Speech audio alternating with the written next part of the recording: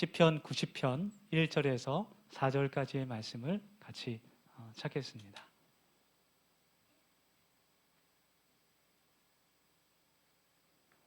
우리 잠옷실에 목소리가 잘 나오는지 모르겠어요. 그 스피커를 바꿔서 뒤에를 켜야 돼요.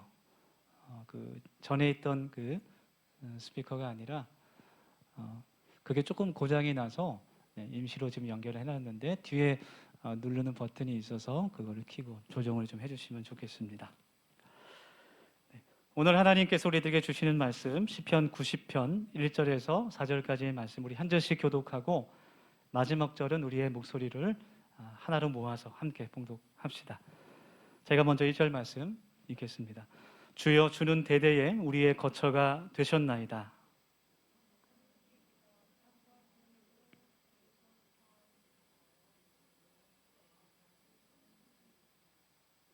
주께서 사람을 띠끌로 돌아가게 하시고 말씀하시기를 너희 인생들은 돌아가라 하셨사오니 주의 목전에는 천년이 지나간 어제 같으며 밤의 한순간 같을 뿐임이니이다. 아멘. 네, 오늘 다 함께 우리 지혜의 마음이라는 제목으로 하나님 말씀을 나눌 텐데요. 우리 먼저 옆에 계신 분들과 또 반갑게 또 인사하면서 우리의 마음을 좀 열길 원합니다. 옆에 뒤에 계신 분들을 바라보시면서 서로 좀 축복하는 마음으로 인사하면 좋겠습니다. 이렇게 인사하겠습니다. 지혜로운 사람이 되십시오. 이렇게 인사하면 좋겠습니다. 네. 네. 뭐 이렇게 말로 안 하고 눈빛으로만 이렇게 하시는 분도 계신데 물론 마음은 통하지만 또 저희들이 입에서 나오는 소리로 축복하면 참 좋을 것 같아요. 우리 다시 한번 눈빛으로 하신 분들도 소리를 내서 한 번 더 합시다. 지혜로운 사람이 되십시오. 이렇게 인사하겠습니다. 네, 순종하는 마음으로 오늘 우리는 우리 성경이 말하고 있는 지혜에 대해서 함께 나누기를 원합니다. 지혜가 과연 무엇일까? 네. 세상에서 말하는 지혜와 또 성경에서 하나님께서 말씀하시는 지혜는 좀 다른 것 같습니다. 세상에서 이야기하는 지혜는 좀 똑똑하고 또 능력이 뛰어나고 지식도 많고 어려운 일을 잘 헤쳐나가는 그런 지혜를 이야기하는 것 같습니다. 세상에서는 자신의 이익을 잘 챙기고 얕게 살아가는 사람이 지혜로운 사람입니다. 그런데 때때로 이런 사람들은 악을 행할 때에 주저하지 않습니다. 이런 사람들의 정신세계에서는 도덕성이라든지 윤리성이 잘 고려되지 않을 때가 많은 것 같습니다. 그래서 이들은 자신을 위해서 어떤 일도 할 수 있으면서 다른 사람을 위해서 희생하는 것은 어리석은 일이다라고 생각합니다. 세상에서 지혜롭게 보이는 사람들, 즉 자신의 이익을 추구하고 어떠한 손해도 보지 않으려는 그런 사람들은 사실 하나님의 눈으로 볼 때는 참 어리석은 그런 사람들입니다. 왜냐하면 하나님의 전능하심, 하나님의 전지하심을 믿지 않기 때문이죠. 하나님을 알지 못합니다. 하나님의 심판을 믿지 않기 때문입니다. 하나님은 시편에 나와 있는 말씀처럼 우리들의 인생을 감찰하시는 분입니다. 자세하게 눈동자처럼 지켜보시는 분입니다.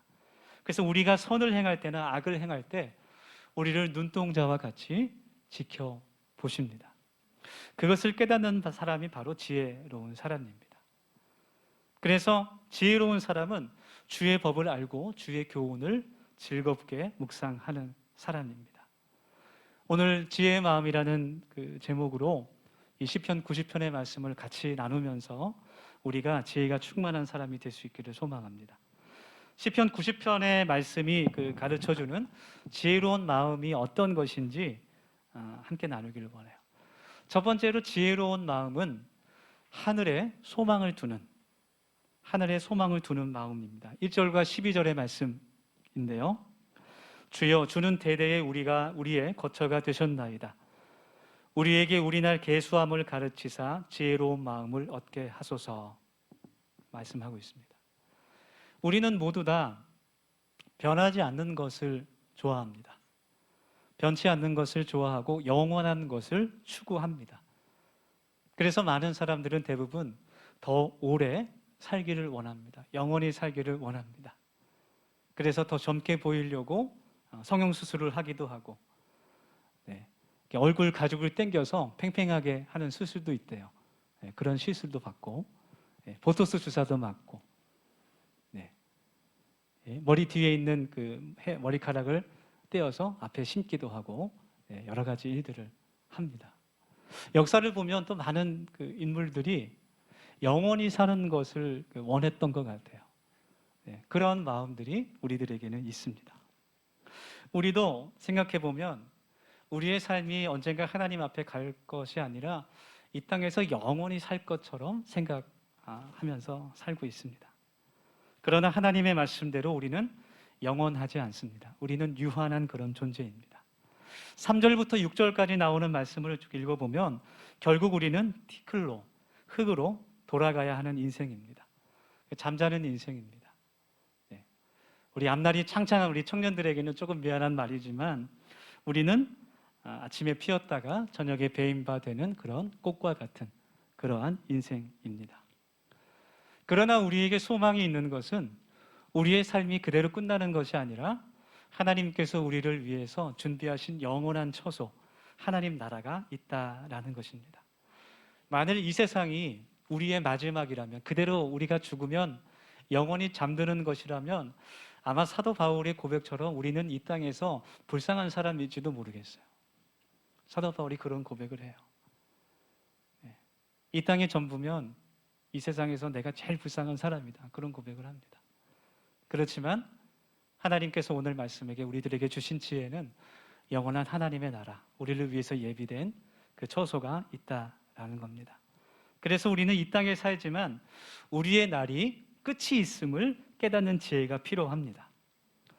그리고 우리에게는 이 땅에서의 삶이 유한하다고 해서 그것이 무가치하거나 무의미하지 않다는 것을 깨닫는 지혜도 동시에 필요합니다. 왜냐하면 이 땅에서의 삶을 통해서, 더 정확히 말하면 이 땅에서 내가 어떻게 하나님을 위해서 살아가느냐에 따라서 우리의 영혼이 결정되기 때문에 그렇습니다.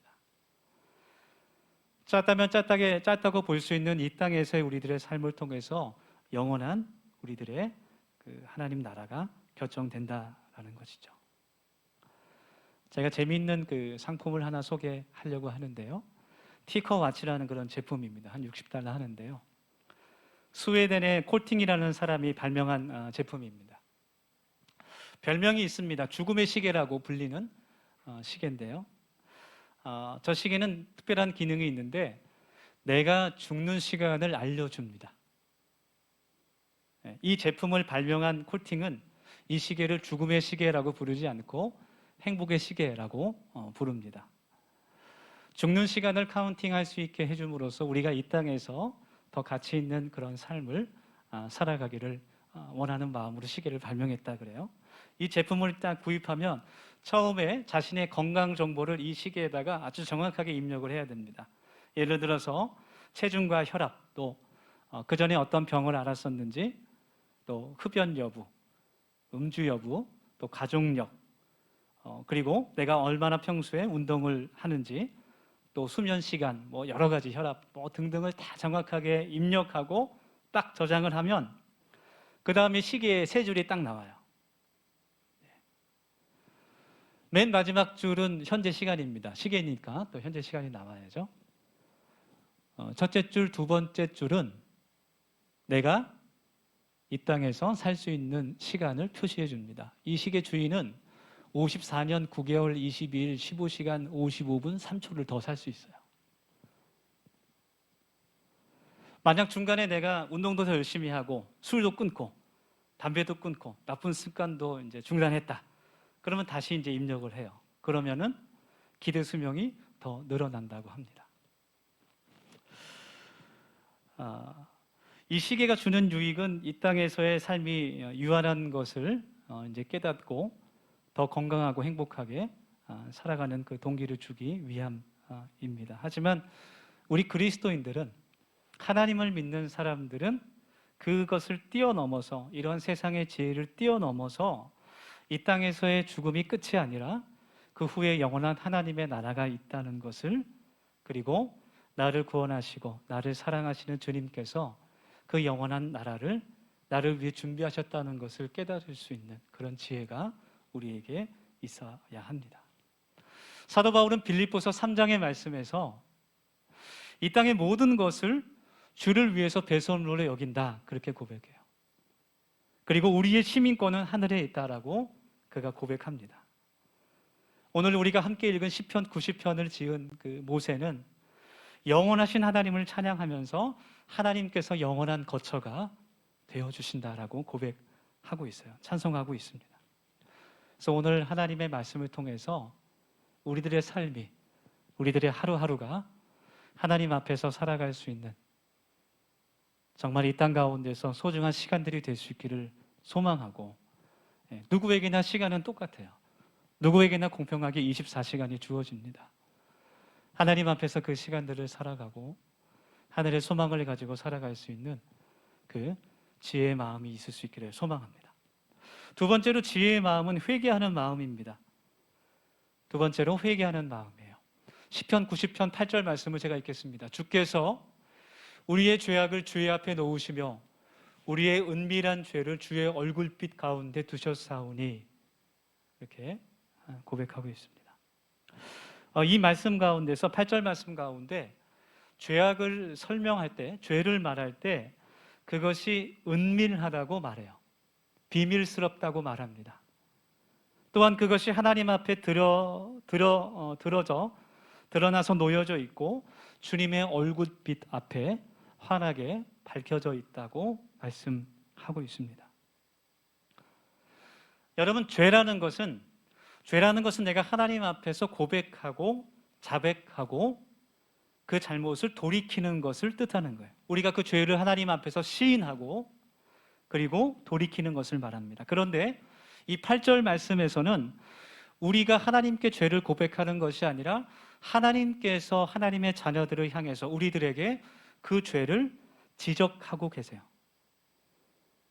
우리의 죄를 주님 앞에 내어놓으시고 우리가 정말 감추고 싶은 그 은밀한 죄를 주님의 그 얼굴빛 앞에 두십니다. 왜 그러실까요? 그것은 우리가 우리의 죄를 깨닫지 못하기 때문에 그렇습니다. 그래서 회개라는 것은, 우리의 죄를 깨닫는다는 것은 너무나 큰 하나님의 은혜입니다. 여러분, 회개가 중요한 이유는, 회개가 하나님의 은혜인 까닭은 우리가 회개를 통해서 죄사함을 얻을 수 있고 하나님의 구원을 받을 수 있기 때문에 그래요. 하나님께서 우리를 구원하시는 그 유일한 길은 우리의 길과 진리요 생명 되신 예수 그리스도를 통한 죄사함 밖에는 없습니다. 우리가 하나님 앞에서 많은 선한 일을 한다고 해서, 착한 일을 한다고 해서 우리의 죄의 문제가 해결되지 않습니다. 하나님 앞에 수많은 봉사와 헌신과 섬김을 한다고 해서 우리의 죄가 그냥 없어지지는 않습니다. 주님께서 말씀하시기를 피 흘림이 없이는 죄사함이 없다 말씀하셨어요. 그래서 우리에게 예수님이 필요합니다. 그래서 우리에게 십자가가 필요합니다. 주님께서 우리들에게 가르쳐 주신 기도처럼 우리의 죄를 사하여 주옵시고라고 우리가 날마다 하나님 앞에 기도할 수 있어야 돼요. 우리가 무엇을 하나님께 회개할 수 있을까요? 회개라는 이야기를 하면 많은 분들이 그렇게 생각하시는 것 같아요. 제 예상으로. 목사님, 저는 별로 그다지 회개할 것이 없는 것 같습니다. 저 정도면 하나님 앞에서 준수한 성도인 것 같습니다.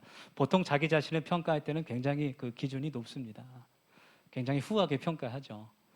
그래서 제가 남에게 큰 피해를 준 적도 별로 없고, 살아가면서 큰 범죄를 지은 적도 없고, 예배도 잘 드리고 헌금도 잘 내고 괜찮은 것 같습니다.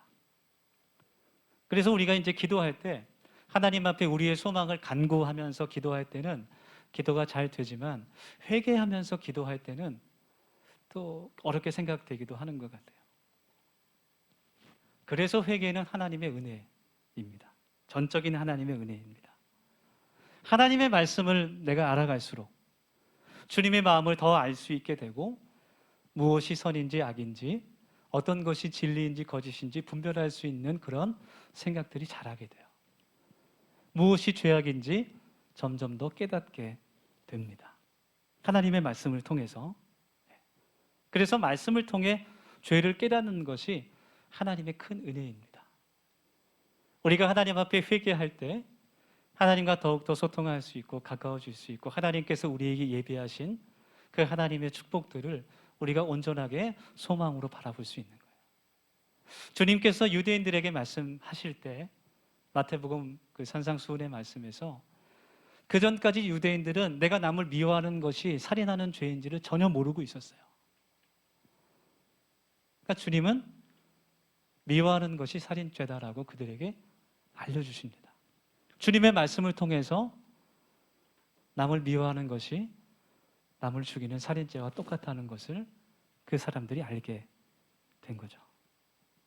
또 오늘 본문 8절 말씀에서 말하고 있는 그 은밀한 죄가 과연 무엇일까?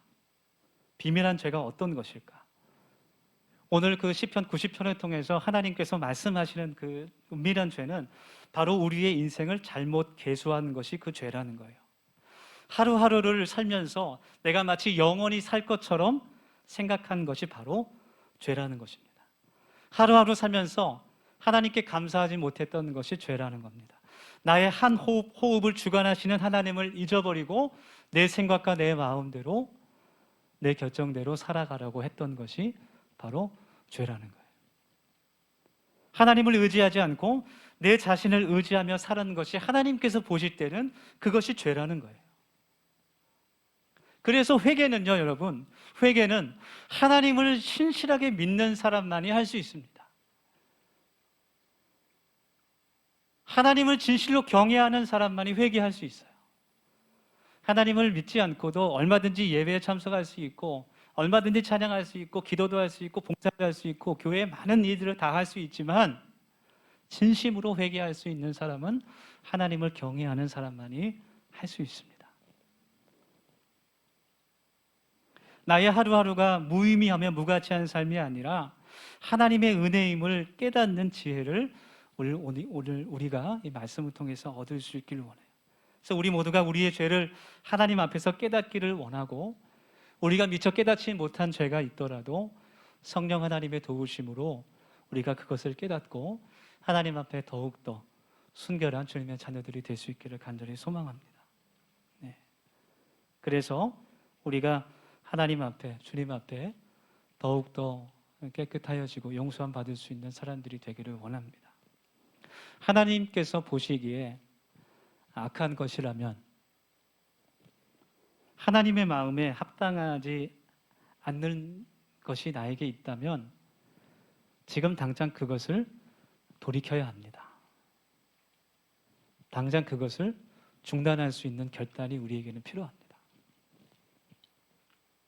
그것이 지혜입니다. 마지막 세 번째로 지혜의 마음은 사랑의 마음이에요. 사랑의 마음.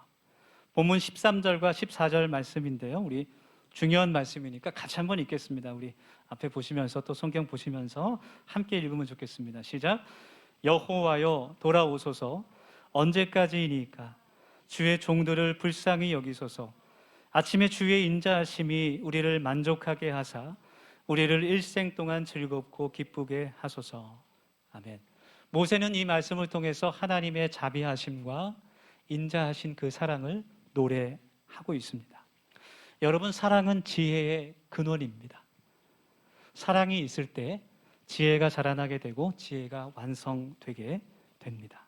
사랑이 있는 곳에 지혜가 따라오게 됩니다. 예를 들어서 내가 누군가를 진심으로 사랑하게 되면, 내가 그 사람을 진심으로 사랑하게 되면 그 사람에 대해서 더 알고 싶고 그 사람에 대해서 더 자세하게 그 마음을 내가 알고 싶고 어떤 것이 그 사람을 평안하게 하고 어떤 것이 그 사람을 기쁘게 하는지 알게 됩니다. 그 마음을 더욱 알아갈수록 더 내 마음이 기뻐지고 또 그 사람과 내가 행복하게 될 수 있는 지혜가 자라나게 됩니다. 반대로 사랑이 없으면 쉽게 말해서 눈치가 없어지는 거예요. 예. 내가 사랑하는 그 사람에 대해서 내가 사랑이 없으면 눈치가 없어져서 원치 않게 자꾸 그 사람에게 상처를 주게 되고 아픔을 주게 되고 서로 갈등이 일어나게 됩니다. 그것은 지혜가 부족한 것이 아니라 사랑이 부족하기 때문에 일어나는 일이에요. 여러분, 성경의 그 지혜의 왕으로 불렸던 그 솔로몬 왕, 우리 체험 청소년들도 솔로몬 알죠? 온유 알죠? 네, 끄덕끄덕했습니다. 할렐루야. 솔로몬 왕이 두 여인을 재판하게 됩니다. 한 어린아이를, 갓 태어난 갓난아이를 데리고 온 왕 앞으로 데리고 와서 두 여인이 서로 자기가 진짜 어머니라고 이야기를 합니다. 솔로몬의 재판이라고 불리는 이 재판의 이야기, 이것이 지혜가 곧 사랑인 것을 굉장히 잘 보여주는 이야기예요. 솔로몬은 신하에게 칼을 가져오라고 하고 이 아이를 둘로 나눠서 반반씩 그 어머니에게 주라고 이야기합니다. 지금 같으면 DNA 검사하면 되죠. 그렇죠? 근데 이때는 기술이 없으니까 지금 이렇게 머리카락 탁 뽑아가지고 검사하면 이제 금방 나오는데 그때는 그 기술이 없으니까 칼로 탁 쪼개서 반반씩 줘라. 누가 들어도 정상인 소리가 아닙니다. 누가 생각해도 이상한 이야기입니다. 그런데 아무도 솔로몬 왕에게 이의를 제기하지 않아요. 아마 할 수 없었던 것 같아요. 가짜 어머니는 그 솔로몬의 이야기를 듣고 그러면 정말 그 아이를 반으로 갈라서 저에게 반을 주십시오. 그렇게 동의합니다. 그렇지만 진짜 어머니는 그 아기를 살리기 위해서 가짜 여인에게 그 아이를 차라리 주라고 얘기합니다. 어머니의 사랑이 그 재판을 지혜롭게 판결할 수 있는 근거가 된 것이죠. 솔로몬이 그렇게 지혜로운 결정을 할 수 있었던 그 이유가 무엇이었을까? 그것은 그 솔로몬 왕이 그의 백성들을 사랑했기 때문이었어요. 역대하 1장 말씀을 보면 솔로몬이 하나님께 1천 번제를 드리고 난 후에 하나님의 응답이 들려옵니다. 하나님께서 솔로몬에게 원하는 것을 이야기하라고 합니다. 그때 솔로몬이 하나님께서 나에게 주신 그 백성들을, 나에게 다스리라고 주신 그 백성들을 잘 다스릴 수 있도록 지혜와 지식을 구합니다. 그렇게 기도하고 그것이 하나님의 마음을 감동시켰어요. 하나님께서 솔로몬에게 말씀하십니다. 내가 너를 위해서 어떠한 부나 재물이나 영광이나 찬송이나 원수를 갚는 것이나 장수하는 것을 구하지 않고 내 백성을 위해 지혜와 지식을 구했으니 내가 그 모든 것을 주겠다. 그렇게 말씀하세요. 솔로몬은 왜 자신을 위한 그런 축복들을 구하지 않았을까요? 우리 같으면 좀 그렇게 구했을 것 같은데, 나를 위한 축복, 나를 위한 물질과 재산과 명성과 영광과 혹은 원수 갚고 싶은 사람을 보복하는 일이라든지 오래 사는 것이라든지 나를 축복하는 것들을 간구했을 텐데, 솔로몬은 그것을 구하지 않고 하나님의 백성들을 다스릴 수 있는 지혜를 간구했습니다. 솔로몬에게는 그 백성들을 사랑하는 마음이 있었던 거예요. 하나님께서는 그 마음에 감동하신 거예요. 여러분, 천하의 솔로몬 왕 앞에 그 여인 둘은 세상의 가치로 판단해 봤을 때는 정말 지푸라기 같은 사람들이에요. 상대할 가치도 없는, 내 시간이 아까운 그런 존재들입니다. 세상의 기준으로 봤을 때는 재판의 자리조차 올 수 없는 그런 사람들입니다. 그런데 솔로몬은 그 자리에서 그 아이를 잃어버리게 된 그 어머니의 아픔과 그 고통을 이해하고 있는 거예요. 하나님의 자비하심과 인자하심으로 그 하나님의 백성들을 사랑하고 있는 겁니다. 하나님의 지혜는 사랑으로 완성이 됩니다. 예수님께서 십자가에 달려 죽으신 것은 주님께서 우리를 사랑하셨기 때문이에요. 그리고 그 십자가의 사랑을 통해서 하나님의 구원이 완성되는 것입니다. 우리가 그 자비와 인자하심을, 그 사랑을 깨달아 알 수 있는 사랑의 마음이 있기를 예수님의 이름으로 축원합니다. 중보기도를 하다 보면 이제 우리 식구들을 위해서 중보기도를 하다 보면 매번 그런 것은 아니지만 어떨 때는 그 기도하는 사람을 향한 하나님의 마음이 느껴질 때가 있어요. 하나님께서 그 사람을 얼마나 사랑하시는지 그 마음이 느껴질 때가 있어요. 그런데 정말 안타까운 것은 그 사람이 그 하나님의 마음을 모르는 거예요. 그리고 마치 아버지 하나님을 알지 못하는 고아처럼 살아가는 것을 볼 때 너무나 안타까운 마음이 듭니다.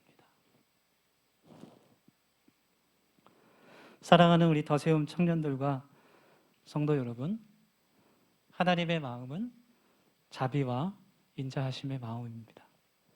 우리가 그 하나님의 뜻과 마음을 더욱더 깊이 알게 되고 하나님께서 무엇을 원하시는지 점점 우리가 알게 되고 결국 하나님께서는 사랑이심을 우리가 깨닫는 그 지혜가 우리에게 있기를 소망합니다. 그래서 사도 바울은 고린도전서 13장에서 그 사랑장에서 그 사랑에 대해서 쭉 이야기하면서 그 마지막 부분에서 사랑 때문에 사랑을 통해서 내가 어린아이로 머물러 있는 것이 아니라 장성한 사람이 될 수 있고 내가 지금은 부분적으로 알지만 그때가 되면 주님께서 나를 아시듯이 내가 주님을 온전하게 알게 될 것이다. 그렇게 그 사랑을 고백하고 있습니다. 오늘 말씀을 통해서 우리가 하나님의 자비와 인자하심을 닮은 그런 사랑의 지혜를 소유하는 사람들이 될 수 있기를 주님의 이름으로 축원합니다. 우리 함께 기도하겠습니다. 오늘 하나님께서 우리에게 주신 이 말씀을 기억하면서 함께 기도하길 원합니다. 오늘 시편 90편 말씀을 통해서 하나님께서는 우리에게 지혜의 마음을 주십니다. 그것은 먼저 영원한 하늘에 대한 소망이며 두 번째로 하루하루 사는 것이 주님의 은혜임을 깨닫지 못한 깊은 회개의 마음이고 마지막으로 지혜의 근원이 되는 사랑의 마음입니다. 이 시간 우리가 함께 기도할 때 솔로몬이 하나님 앞에 간구했던 것처럼 다른 것이 아니라 하나님의 지혜를 간구하는 사람이 될 수 있기를 원합니다. 우리 함께 통성으로 기도하겠습니다. 아버지 하나님, 저희들 주님의 말씀을 듣고 이 시간 또 주님께 기도하며 나아갑니다. 아버지 하나님께서 오늘 말씀드린 저희들에게 하나님의 말씀 우리의 마음속에 깊이 새겨질 수 있게 도와주시고 아버지 하나님, 주님께 즐겨 간구하시는 저희들의 믿음과 삶이 될 수 있도록 아버지 하나님 도와주시고 인도하여 주셔서 아버지 하나님, 저희들의 삶 가운데 주님의 지혜가 풍성할 수 있기를 간절히 소망합니다. 아버지 하나님, 저희들이 먼저 하늘의 소망을 가지고 살아가는 사람들이 될 수 있도록 인도하여 주시옵소서. 우리들의 하루하루의 삶이 주님께서 인도하시고 보호하시는 감사의 삶인 것을 깨닫게 하시고 주님께서 우리에게 주신 그 모든 시간들을 하나님 정말 소중하게 생각하고 아낄 수 있게 도와주시고 하루하루를 하나님 앞에서 살아갈 수 있는 하나님의 복된 청년들이 될 수 있도록 도와주시고 아버지 하나님께 기도하며 살아갈 수 있는 주의 자녀들이 될 수 있도록 아버지 하나님 인도하여 주시옵소서. 하나님, 저희들의 하루하루의 삶이 아버지 하나님의 은혜임을 저희들이 깨닫게 하여 주셔서 아버지 하나님 마음을 더욱더 깨닫게 하시고 회개하는 마음으로 살아갈 수 있는 저희들이 될 수 있도록 인도하여 주셔서 하나님께서 우리에게 축복하신 그 예비하신 축복들을 누릴 수 있도록 하나님 도와주시옵소서. 하나님, 우리가 주님의 사랑을 배우기를 원합니다. 아버지 하나님의 그 자비하심과 하나님 인도하심을 하나님 저희들이 삶 가운데 실천할 수 있기를 원합니다. 아버지 하나님, 하나님께 저희 사랑의 지혜를 허락하여 주셔서 하나님 저희들의 그 마음을 통하여서 아버지 주님의 사랑이 더욱더 세상에 퍼져나게 도와주시고 아버지 하나님 나라를 세울 수 있는 하나님의 사람들이 될 수 있도록 아버지 축복하여 주시고 하나님 인도하여 주시옵소서. 우리 주님 감사합니다. 예수님 감사하며 기도합니다. 아버지 하나님, 오늘도 하나님을 예배하며 살아갑니다. 하나님, 내일도 하나님 앞에서 예배자로 살아갈 수 있기를 원합니다. 하나님께서 우리들에게 주신 하나님 1분 1초를 주님 앞에서 소중하게 생각하게 도와주시고 내 왕국이 아닌 하나님 나라를 세우는 사람들로 살아갈 수 있도록 하나님 도와주시옵소서. 예수님의 이름으로 감사하며 기도드립니다. 아멘.